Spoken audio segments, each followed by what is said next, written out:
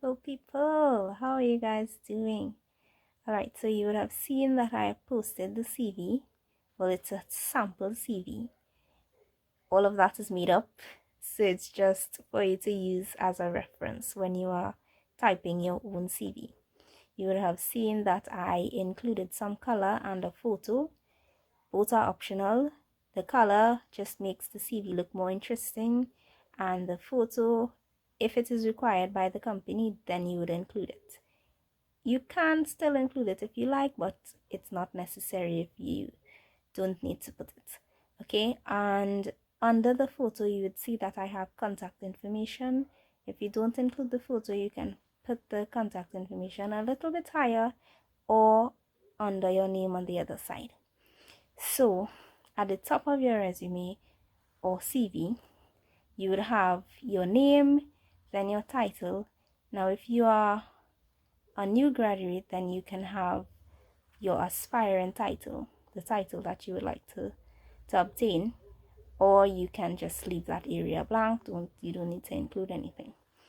Under it, you'll have your professional summary. Again, if you don't have any professional experience, just talk about yourself and why you'd be a good fit for that position. So in the professional summary, you would have experiences that are suitable for that position. Does not have to be work experience if you don't have any. Talk about any clubs or programs that you were involved in that makes you a suitable candidate for this position. Then you would talk about why you are a good fit for that company and how you would help the company excel or how you'd be beneficial to the company. Under that, I have listed some skills. The skills that you list there should be relevant to the role that you would like to have in the company, right? The position that you are applying for, your skills should be relevant to that role. Then you have your experiences. Again, if you don't have any professional experiences, any club or program that you have been involved in, the skills that you have obtained within those organizations, you would put them there. You would list them there. Then you have education. So you would list your education. For those of you who don't have university education, you can just list your high school education and any courses that you have done that are relevant to that position. And then other interesting things about you. I'm not looking at it, so I'm just trying to remember exactly what I have listed. Projects, I think I have there. So if you were involved in any projects or programs, maybe helping out youths, if you were tutoring anybody, you can include that.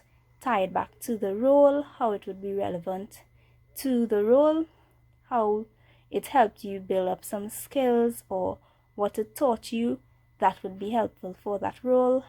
And then awards that you would have won. Again, if you were in some clubs, you would list the awards and tie it back to how it's relevant to that position. And last but not least, your interest.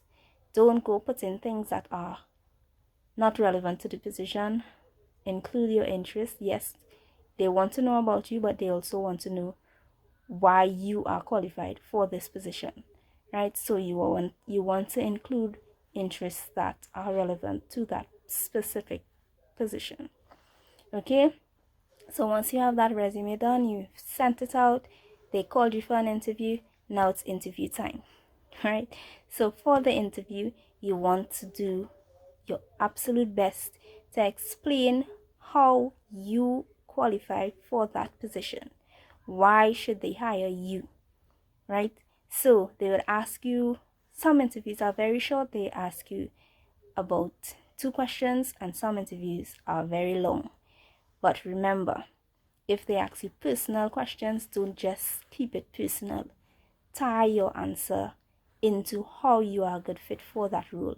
Make sure that your answer makes you appear confident and worthy of receiving that role, right? So they'd ask you questions like, tell me about yourself, Tell me about yourself. Yes, but tell them how you are a good fit for that role. They would ask you why you want to work with us. Yes, you want to work with them because they are going to be paying you. But don't say that. Tie the answer into how you would benefit for the company, right? And they ask you also situational questions like, if you are in conflict with a coworker, how would you deal with that? Give them an example of a time when you had to deal with a conflict elsewhere. Doesn't have to be a job, it could be any conflict.